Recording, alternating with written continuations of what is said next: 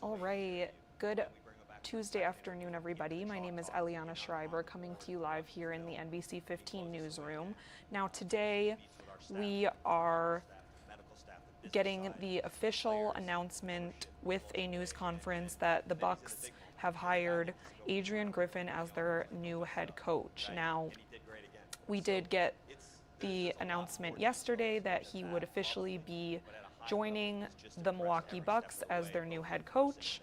And now, today, they are introducing head coach Griffin officially with a news conference. And just as a little background,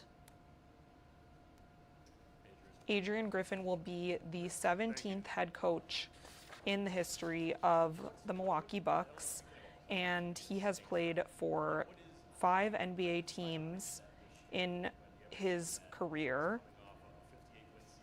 Boston, Dallas, Houston, Chicago, and Seattle.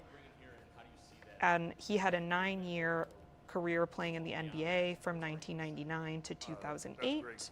He also played in the NBA Finals with the Dallas Mavericks in 2006,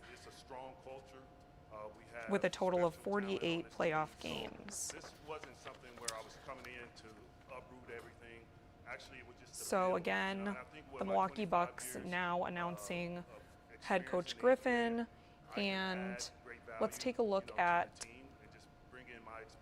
Adrian Griffin's coaching career. I'm going to pull up this full screen here. Now, he has had 15 seasons of NBA coaching experience, and most recently, Griffin spent the last 5 seasons as an assistant coach with the Toronto Raptors. Now, with the Raptors, during his time as assistant coach, that team finished in the league's top 10 of both defensive rating and fewest points allowed per game in 4 of his 5 seasons, including 2019 to 2020, when they allowed a league-low 106.5 points per game.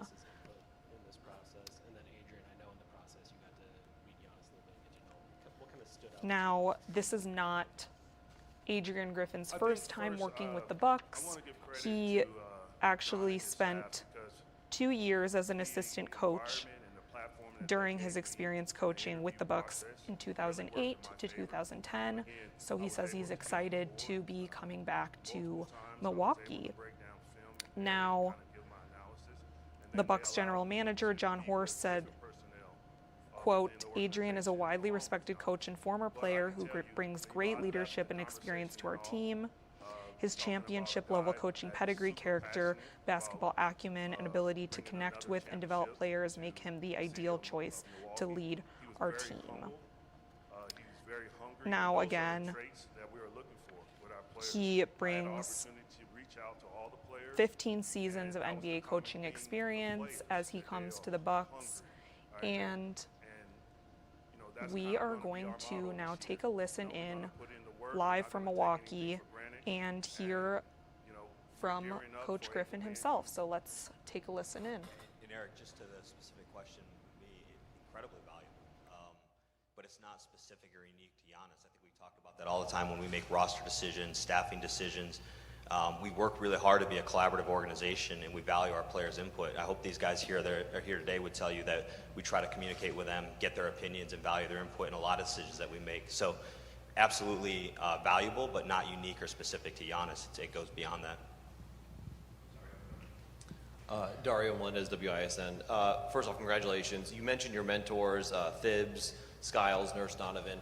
What would you describe as your brand of basketball? Because you've learned from obviously a variety of different types of coaches. I didn't catch your name. Dario Melendez. Dario. So you're right. I've been under a lot of great coaches, and you kind of take the good and kind of make it your own. So I'm fortunate I have a large pool to pull from. But defense wins. Obviously, we're going to be a proactive defense, right? We're going to get after. We're going to pressure the ball. We're going to take our defense to the offense. We're not going to allow the offense to take their offense to us. We're going to pressure the ball, right? We're going to get turnovers. We're going to get out and run. We're also going to, make adjustments and throughout the game with our defense and switch up our defenses. I think offensively, we want to take advantage of the special talent that's on this team, to create high percentage shots.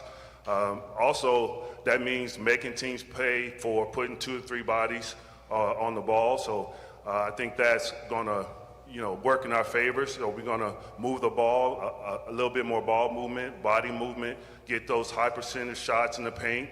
And then the threes will be there. We're not going to put any limits on the threes that we take, but they're going to be team threes. They're going to be rhythm threes. And then, I'm a big fan of getting on the offensive board. So we're going to try to put as many things in our favor. I'm just excited to get to work. You guys okay with that? And then, John, for you, you mentioned a couple reasons why you hired Adrian. What was the biggest reason, though? What really blew your mind? What separated him from everybody? I mean, not to be too sentimental, Dario, but you kind of saw it there, right? So I've told this story a couple times, even to our owners, and talking about this. We have this whole laid out process, we have interview guide, question guide, and we're going to sit down with each candidate. We're going to ask this question. Milt's going to ask this question. Dave, Craig, bounce around the room. And 3 questions in, you could see this guy's itching to go to the board and to get to the film and to say I don't want to redo everything that you guys have built, but I can show you this, or I can show you that, and where we could be a little bit better and a little bit better here. And winning in the playoffs is a game of inches. It's about doing the little things a little bit better, more consistently. And his passion and his energy when it comes to coaching is evident. You can just, the rhythm in which he answered your question, that's who he is. This guy's a basketball coach. And so, I mean, again, there's a lot of specifics as to why, but it's evident that Adrian's ready for this job. Hey, Coach. Greg Matzik from WTMJ Radio. Nice to meet you. Welcome back. A few years ago, you had a hand in stopping Giannis and the Bucks in their quest to win a championship. Defensive-minded principles. Do you bring more of that to the table? Are you steeped in defense? And John, as a follow-up to you, is that something that stood out? You have some gifted defensive players on your team, but it's a bit of a shift from an offensive-minded coach to more of a defensive-minded coach. Well, Greg, that's a great question. I think being a defensive coach helps you on the offensive end, right? For me, coming in, being on the other side of, all the battles that we've had over the years against the Bucks, and I normally would do the scout, so I didn't get a lot of sleep the night before, trying to figure out ways to slow the Milwaukee Bucks down. But, you see nuances, right? So they're just patterns that I can pick up, and I know how teams going to play them because, I would incorporate the same schemes. So, again, being on the defensive end kind of lets you know the answers to the test, right? So when teams do this, we can do that. We'll have a counter for everything. And then, it's going to take a village, right? We're going to, John and I have been working close about putting an outstanding staff together because these players deserve it. We got special players here, so we got so many great, conversations about bringing in the right people. And so we're excited about that. And, just when we talk about building our staff, I've looked at 3 things. 1, I want high character people, and then 2, I want high competent people, and then 3, I want people that are creative. So we're excited about, some of the prospects that are coming along, but again, it's going to be a collective effort. I'm going to lean on a lot of different people, I'll lean on John and his staff, and I think together we can do something special. Greg, I mean, in fairness, I would say we've been incredibly successful defensively for the last 5 or 6 seasons. I think what stands out about Adrian's mindset, he's worked for so many different coaches. He has a lot of different ways to execute a game plan. He has a lot of different ways to defend, to play offense. So it wasn't specifically that he's this great defensive coach and we need to be significantly better defensively. It's that I think he's a great basketball coach, and I think that he'll be able to figure out the answers to the problems that come to you during the course of a regular season, and more importantly, April, May, and June, as he says, during the playoffs. So, yeah, he's very gifted defensively, but I think he's very capable of figuring out the other areas as well. Welcome. I'm Lori Nickel with the Lori. Milwaukee Journal-Sentinel. Yep. Nice to meet you. Welcome back. I have a question for each of you. John, I think you mentioned that you looked at analytics for this hire, I know you won't tell us everything, but would you be willing to share one thing that's a coaching analytic? And Coach, for you, not to speak for Giannis Antetokounmpo, but I wanted to go back to that. Relationships are important to him. He puts his heart and soul into this. Can you give us an idea of something specific from your conversation where he asked for something of you and you were on the same page, or was there a moment that you clicked ideologically, or anything specific from that conversation? Thank you. Do you want me? I can go first. So Lori, I think to answer your question, maybe just to be more general on coaches' analytics that we looked instead of specific to what stood out with us with Adrian, I think you want to see a history of either being a head coach or coaching in a scheme with variability, with being able to do things differently. Again, there's a lot of ways. I think you see the finals this year and the approach to finals. There's a lot of different ways, not only to win in the playoffs, but to win game by game or series by series. And so, he's played for some of the most creative, I would say, kind of fearless, played for and coached for coaches, going all the way back to Nelly Ball, right, that he played for. And other coaches, and Scott Skiles, who I had a chance to work with, who's a brilliant basketball mind, Tom Thibodeau, who we mentioned, Billy Donovan, Nick Nurse. These guys have all approached the game in really unique, creative ways, and those show up in their analytical profiles. It could be their willingness to offensive rebound against a smaller opponent. It could be their willingness to switch or to double against an individual player who's having a great series. And so we really look for those trends that we think translate to winning in the playoffs. And there's a history of coaches that he's coached for and that he's played for in doing those things. And then he was able to articulate it. Well, that was kind of the neat marriage, is like he was coming to us and telling us about, like, when I guarded Kobe. He didn't tell us that he had 60 against him, but he's like, when I guarded Kobe, like, this is what I tried, right? And so, like, his ability to articulate these schemes and these different things was really pretty outstanding. And Lori, out of respect to Giannis, I can't disclose a lot of the details of the conversation. I will say that, like I said before, he's extremely humbled and extremely hungry to get to work. And I felt like it was we connected, and we have a lot of the similar values, and it's going to be fun. It's going to be fun coaching him. Adrian, it's Lance Allen from WTMJ in Milwaukee. Back here. I'm 5'11", so I'm short. Sorry. Obviously, you're new to the head coaching game, and you mentioned it, April, May, June. How do you step into a role with a team that has championship as a goal and almost an expectation? And John, I guess I'd follow it up after Adrian speaks about just how do you help him along the way to get up to speed to where you want to go? I'm sorry, I didn't catch your name. Lance Allen. Lance, that's a great question. Again, I think for me, I've always been an active learner, and then just being under all the coaches and being in the NBA for so long, I prepared for this day. Obviously, sliding over that one seed is going to be a big difference, and I've already kind of experienced that in the first week. But again, it's going to take a village. I'm surrounding myself with great people. Again, John and I are so collaborative. We're building a great staff. I know, I'm smart enough to know I don't have all the answers, but someone within that room will. And I love to learn. I went back to school and got my PhD. So one thing I learned is to research. So if the answer is out there, and I just make a promise to you that I'm going to work my butt off from day one. Yeah, and I think, Lance, the answer is to not talk about it, and he's just talked a ton about how we're going to put in the work. So I think day to day to put in the work, to focus on getting better every day, and to not talk about winning championships, but to do the right things to win it. And again, there's a ton of belief organizationally that Adrian's the guy to lead us in doing that. Hey, Coach, welcome to Milwaukee. Lily Zhao, Fox 6. Question for you. Giannis is at the peak of his game. You mentioned he's very hungry, very humble. How do you make a player of his caliber even better? That's a great question, Lily. Thank you for asking that. First of all, I want to say that we have just, Giannis is arguably the best player in the world, but we have some extraordinary talent on this team as well. I just want to say that. We see our players here today, Chris, Drew, Brooke. Those guys are probably number ones on any other team. So I'm excited for just being a part of this team and this culture, and I'm excited to coach them all. But I think with Giannis, one of the things, you know, I'll draw on my experience. I've been fortunate to be on staff with MVPs, right? In Chicago, we had Derrick Rose. In OKC, we had Russell Westbrook.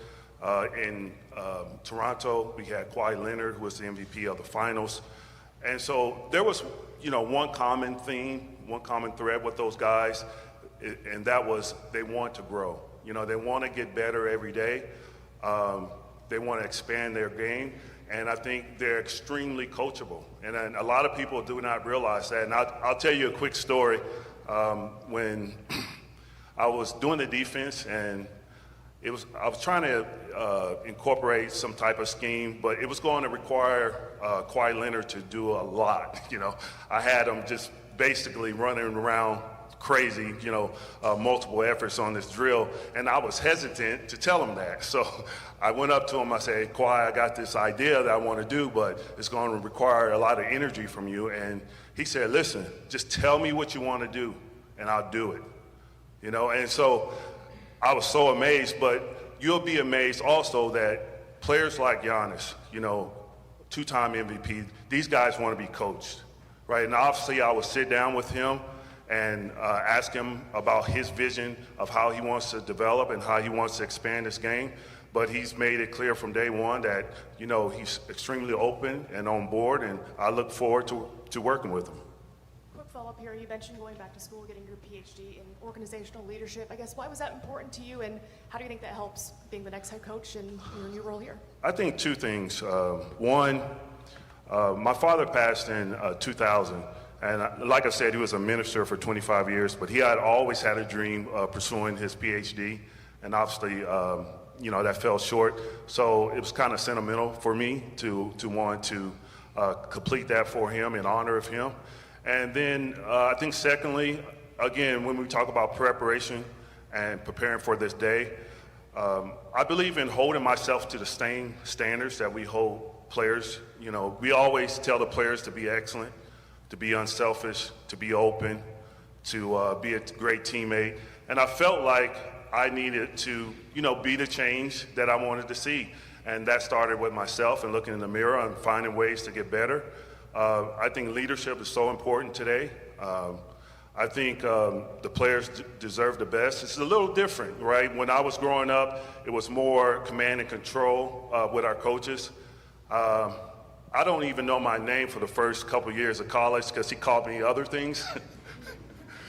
But, you know, and I'm joking, like PJ Carlesimo was the best. I learned so much from him. Okay, PJ? But, you know, today is different. I think the relationship piece is very important. I think building those relationships with players first. And then you could coach them. You can coach them hard. But I always say people don't know how much you care. People don't know how much you know. People don't care how much you know until they know how much you care. And so I think that's so important. That's something I try to live by as a coach, and it's served me well so far. Steve McGargy, Associated Press. Congratulations.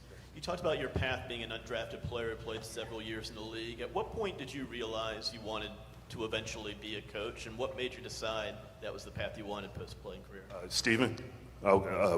That's another great question. So in 2008, right, I retired, but guys like me don't retire, right? They just tell you, you know, you're done. So, but that year I was coaching and I was actually playing in Chicago, and I felt like I had a lot left in my tank, right? Like most veterans do, you know, they kind of sometimes just misplace. But at the time we were playing all the younger guys, and again, like my dad taught me about doing the right thing and, you know, strong morals and conviction. And so I started to work with the younger guys, even though as a veteran I thought I had more. So Scott Skiles, you know, he saw me working with the guys, and he told me, he said, whenever you retire, I have a job for you. And he was true to his word. And you know, it's just another testament to my parents, just teach me to do the right thing. You know, I think when you're nice, you know, that's sometimes that goes understated. You know, when you treat people right, it goes a long way. And so I was fortunate when, and this is another cool story I got to tell you, but when I got traded to Milwaukee, I went through the entire training camp with the Bucks, and it was going into my 10th year, so I was extremely excited. I'm like, man, going undrafted, 10 years, this is such a milestone. So we bus up to Chicago for our season opener, and at that time, to set the roster was at 3 p.m. So I'm looking at my watch, and I'm like, man, it's 2:59. But my phone rang, and it was Scott Skiles. And he said, hey, this hurts me to tell you this, but, I tried to fight for you, but we got to let you go. But why don't you join my staff? And, I knew these jobs were hard to come by, so I took a couple of days, and when the team returned to Milwaukee, I joined the staff. So, again, I've been so fortunate to finish my career and then start my coaching career within a matter of days, and I'm truly blessed. Just a follow-up for John. How much were y'all prioritizing head coaching experience when you were going through the process? Were y'all wide open from the start, or was it a deal where you were thinking you were going to get kind of a guy with head coaching experience, and he changed your mind during the interview process? Steve, some of both, honestly. I think sincerely very open with the process to really cast a wide net and try to narrow in on a group that we thought could do the job, and of people could do the job and do it really, really well. I would tell you that there was probably a bias internally that made me think that they probably would have some head coaching experience in the package, but I didn't allow that bias to overrun our process in any way. And what became clear to me and evident throughout the process, and I think something we've learned, and we'll see how it works out, is head coaching experience is one level of experience, but NBA experience is another incredibly valuable level of experience. And there's really no one that we spent time with that's more experienced than Adrian Griffin to be a head coach in the NBA. And I'll go back to what Milt kept saying. He's a head coach, he just hasn't had the opportunity. And that's really true for all of us in this room. Like, you don't become something until someone gives you that opportunity. And so he's got the opportunity now. It's an awesome opportunity, and we have full confidence in his ability to do it. Stephanie Sutton, WISN TV. I'm sorry? Stephanie Sutton, WISN TV. Welcome, Coach. Thank you. Does this feel like a full circle moment for you? You started your coaching career here in Milwaukee. You're now the head coach. How does that feel? And what excites you most about being back in Milwaukee? Yeah. Not just the team and the players. Yeah. What excites you most? Stephanie, you're right. This is just a dream come true. It is. People say that all the time, but I started my coaching career here in Milwaukee, right, 15 years ago. And it's just fun. And, it's a testament of just hard work and perseverance. Been truly blessed, and full circle, and I'm back here, and I'm standing up here with John. John and I, we started together, and so just a strong connection from day one. And the city is great. It has expanded. It's grown since then. But one thing that has stayed the same is the fans. They were awesome then. They cheered us on. And just, from the outside coming in and all our battles over the years, coming in that arena, it's loud, it's energetic. Milwaukee has one of the best fan bases in the world. So I'm just excited to be a part of this family. And, words really can't express how I feel right now. It definitely, I prepared for this for so long. And, let's be real.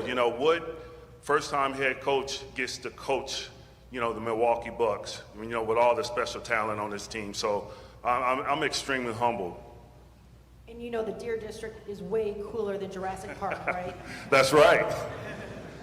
I agree with you. I'm a Milwaukee Buck now.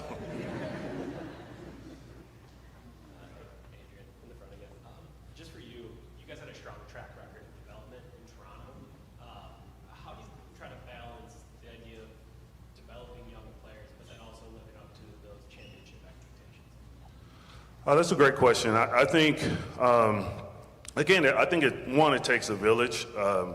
Player development is so important to the lifeline of any organization and the team. We have a great mixture of veteran guys. We have some great young guys. And you're right, there's a lot of ways to develop. There's at times we're going to have to find minutes for our younger guys, but we're going to put as many things in our favor as well. Starting from our summer workouts, we have training camp, we have pre and post practices to really pour into those guys. And we're going to find ways to develop them. I think we're going to have a great staff to work with them. But yes, I've been in the league for a very long time. I know there's a balance, right? But just from my experiences, to play deep in April, May, and June, you're going to have a great balance. You're going to have some starters, and your bench has to be strong as well. So we're looking to develop everyone. When you talk about player development, it's just it's not just about your role players. Your starters as well. You're always looking for ways to get better. It's so competitive in this league. And again, you want to put as many things in your favor, and I'll be leaning on John and his staff, and we're just going to work together to maximize our talent. And then just what did it mean in the process for you? Sorry, what does it mean in the process? Yeah, I think what he just said, I loved his holistic approach to development in that it's not just about developing young players or role players, it's developing the whole roster. It's about utilizing your entire roster throughout the course of the season to be best prepared for April, May, and June. There's an openness to how we structure our roster. In some ways, I think in our positions, you can build a roster that's kind of almost like an insurance policy, and so you have so much depth and so much talent that frankly can create frustration. Guys don't understand what their roles are, or they're not getting as much consistent opportunities you want. You can also structure a roster or build a roster where you have more opportunities for young players to play and grow and develop. And so it's a balance. And I think the fun thing is that it's a collaboration, and it's something that we have worked on, we'll continue to work on together to find the right balance. And we'll either be right or wrong, and we'll have to adjust and kind of move the goalpost a little bit as we go. But there's an absolute mindset and focus and energy toward developing the entire roster throughout the course of the season to be best prepared for the playoffs, and that's exciting. John, Adrian, Mike Clemens from WRGN Radio and Civic Media. So the next step is the staff around him. What have you envisioned, Adrian, about what it takes to be, your assistant and the guys around you as you build this program? Mike, well, I think I touched on it a little bit before, just the 3 C's that I'm looking for. Just the high character guys, highly competent, and being creative, thinking a little bit out of the box. And obviously, for me is, the smart thing to do is to surround myself with coaches who complement my leadership style. So, there's probably going to be a coach on there who's strong on the offensive end. I think special teams is very underrated. I think we're going to spend a lot of time, in the game management to make sure that, we put as many things in our favor. I can't tell you how many games that I've seen in the last 25 years that are lost, within the last 2 minutes of the game. So we're going to just have coaches that are highly competent in what they do. And I think having the experience is so important as well. Because we have some veterans, we have a good mixture of young guys, and we expect to go far, right? So having that experience is going to be critical. One last question right here for you, Coach. Is there maybe something we didn't touch on that you want to share with Bucks fans? You talked about the passion they have, but they're also competitive, they want to win. So if you have an opportunity to speak to Bucks fans, what would you say? I think that just overall, I'm just extremely humbled. Just seeing everyone here today, and just, my wife is here, Kathy, my agent, familiar faces. When it just felt like a perfect fit from day one, just working with John and everyone in the organization. I know half of those people in there already, so they've treated me like family, and I feel the same way about the city of Milwaukee. My wife and I have, we're walking the streets and people stop us all the time, and so you can see the excitement, and I just, making a vow to you guys that, I'm going to work extremely hard as I can, right? And I'm going to get the most out of our players. We're going to be a passionate group. We're going to play together, and we're going to play for the city, and that's my message. Thank you, thank you. Competitive, character, competence, correct? 3 C's from Coach. John, anything else you want to say? No, that's it. Thanks everybody for being here. Unbelievable turnout. Thank you. Go Bucks. Go Bucks. Thank you.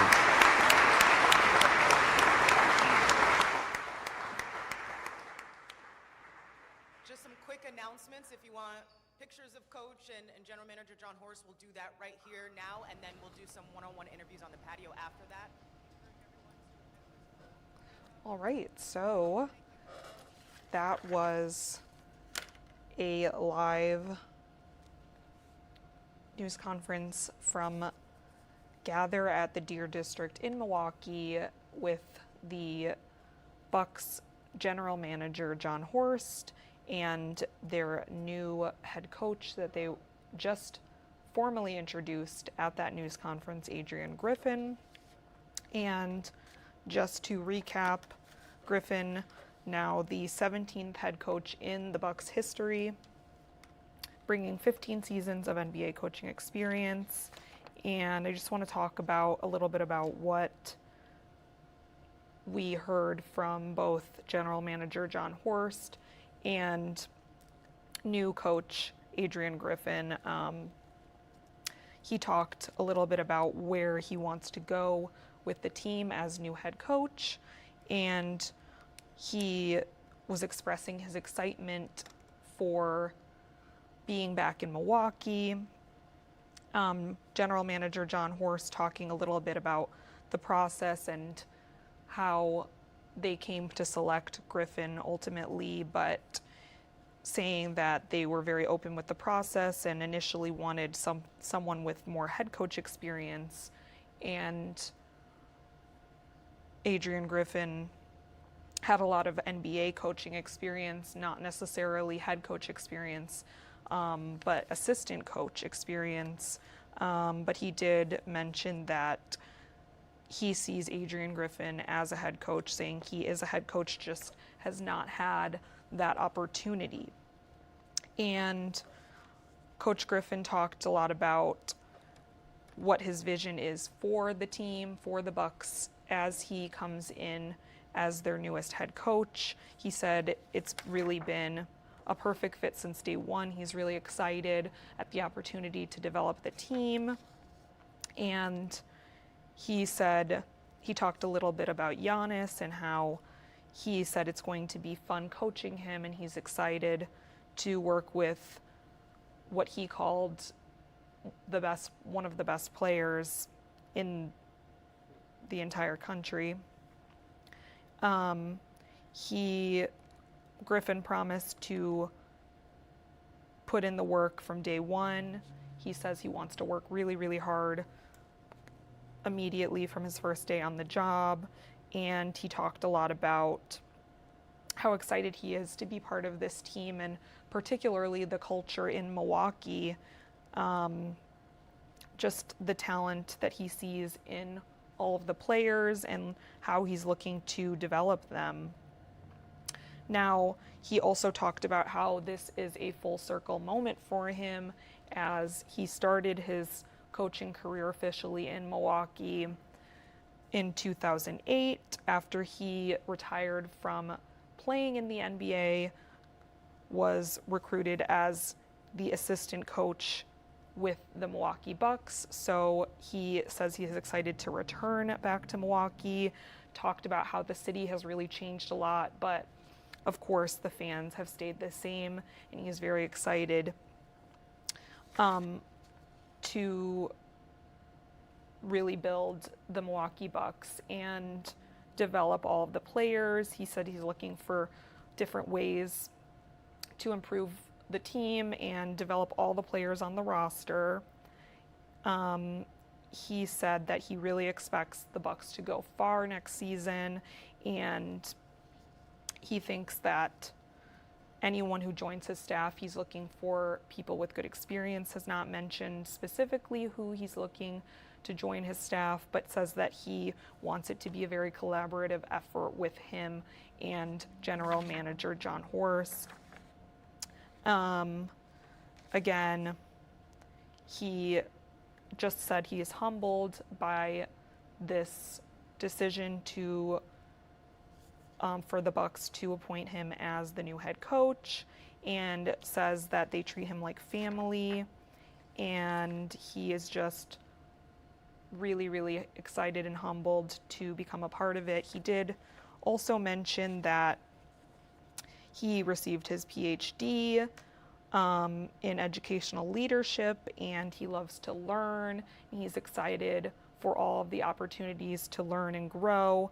He has obviously worked with MVPs in the past, but he thinks that it's an exciting opportunity to coach Giannis and all of the other players. And again, just to recap Adrian Griffin's experience, he played for 5 different NBA teams in his career. He was with Boston, Dallas, Houston, Chicago, and Seattle. A 9-year playing career from 1999 to 2008, appearing in 477 regular season games in his career, averaging 4 points in 16.8 minutes per game. And as for his coaching career, he has 15 seasons of experience as an NBA coach. Most recently spent the last 5 seasons as an assistant coach with the Toronto Raptors, and really developed a young core of players, including the league's most improved player, NBA Rookie of the Year, 4 players who made 6 All-Star appearances. So a lot of coaching experience. Again, the last 5 seasons in Toronto, the top 10 in defensive rating, and fewest points allowed per game in 4 of his 5 seasons. So again, Adrian Griffin being introduced as the 17th head coach of the Bucks, the newest addition to the team, and general manager John Horst just talking about how excited they are to welcome Griffin to the team. And at that press conference there in Milwaukee, and answering questions about his decision to hire Adrian Griffin. So again, we are just coming out of that news conference introducing Griffin as the Bucks' new head coach, and we will have much more coverage of this in our shows later tonight at 4, 5, and 6. Make sure to stay tuned.